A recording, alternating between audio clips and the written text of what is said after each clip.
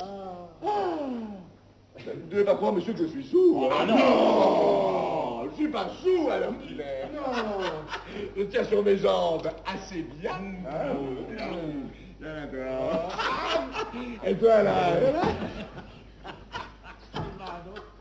et je marche assez bien. Tout à fait bien. Et j'en payais 50. Monsieur, ça suffit. Allons à la terrasse, vous montez la garde. Alors,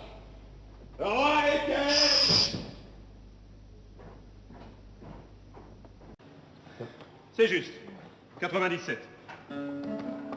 Dans une certaine nuit d'un mercredi à un jeudi... non, d'un mardi à un mercredi. Vous avez raison.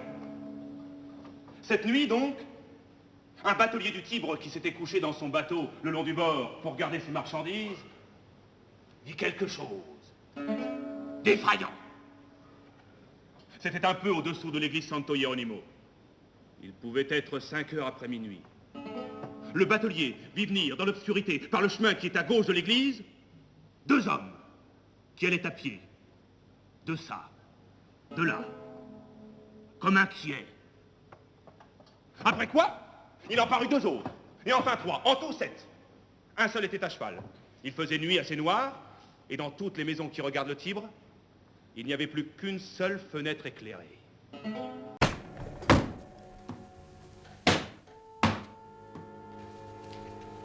Si on faisait notre boulot convenablement, on devrait te remettre aux autorités d'occupation.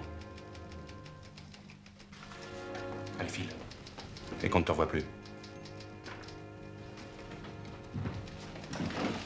Tu pourrais dire merci au moins. Merci. Soyez la bienvenue, Dame Catherine. Vous avez fait bon voyage? Excellent, votre révérence. Le roi a tenu à me donner une escorte afin de pouvoir cheminer en toute sécurité. Êtes-vous donc venu seul?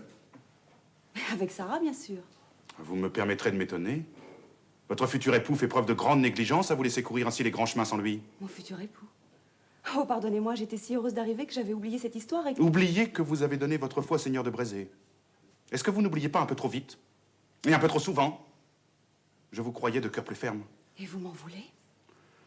Je sais que cette robe et la loi divine m'interdisent de juger mes frères et mes sœurs. Je m'efforce donc de ne pas vous juger. Rien de tout ça, monsieur. Une terreau. Ma première bécane. Si je me souviens, vous vous doutez, je me l'étais payée au retour du service. Elle était déjà pas mal fatiguée, mais j'en prenais soin. Puis j'aurais jamais trafiqué... Pardon. J'aurais jamais trafiqué l'échappement. Ah oui, c'est le jour qu'elle m'a donné mon congé. Ça se souvient. Mais je vous dis, hein, aucun regret. Et même des heures, vous vous souvenez des heures? Oh, bah, je me souviens. Non. Ce que je me souviens, c'est que je suis resté une bonne heure à défendre ma cause. On allait, on venait, on pleurait un petit coup, on se prenait les épaules. Pas des jeunes, quoi. Eh bien, qu'en dites-vous, Corvisart? C'est un miracle déjà qu'il soit vivant, monseigneur. La balle est passée à 2 lignes du cœur. Et avec tout le sang qu'il a perdu, il faut qu'il soit bâti à chaud et à sable. Que craignez-vous donc? L'infection. La fièvre monte très vite. L'hémorragie a gagné les poumons ou la plèvre. Vous ne pouvez rien faire de plus. Si son état ne s'améliore pas, je demanderai à Pelletan de lui faire une ponction. Mais il risque de le tuer. Pelletan est le prince des chirurgiens, monseigneur. Je lui confierai mon foie, ma rate, mes poumons, les yeux fermés. Nous connaissons l'auteur, sire. Un gastier de 2e ordre, nommé Rétaux de Villette. L'ordre d'écrou est tout préparé. Mais non exécuté. Je peux me retirer, mon frère? Restez, puisque vous êtes venu. Parlez vite et net, monsieur de Crone. À la vérité, sire, peut-être vaut-il mieux payer le gastier et l'envoyer se faire pendre ailleurs. Il semble bien que les faits qu'il rapporte soient dans leur ensemble exact. Ils viennent de partir. Tout cela? Aux armes? Alors le peuple se soulève. Vous croyez? Vous avez raison, citoyen.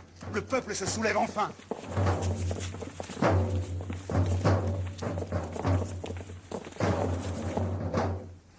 Vous vous rappelez cette rumeur comme quoi un flic s'était infiltré chez nous? C'était bidon. Non, c'était vrai. Quoi? C'est pas possible. Comment le savez-vous? C'est ça qui est drôle. Vous plantez, c'est pas moi. Ça peut être que toi. On a passé tous les CV au peigne fin, t'es le seul qui a des trous. Ah bah voyons. Tu t'étais il y a 4 ans? Avant Marseille? Et toi, Marek, t'étais où? Non, patron, laissez-le moi.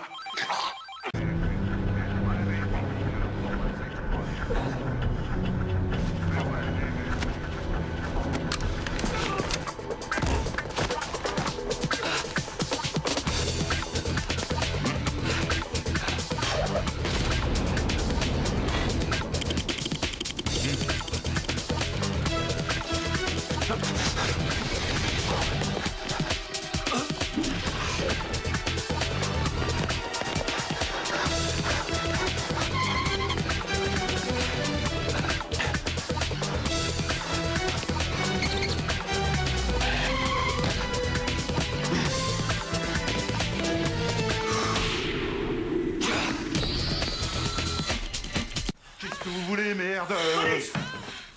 Non mais ça va pas, vous êtes malade ou quoi? Bon, ça va, le grand, là. Le grand, mais c'est pas moi le grand. Moi je m'appelle Pierre Dugard. Le grand, il habite plus ici depuis 15 ans.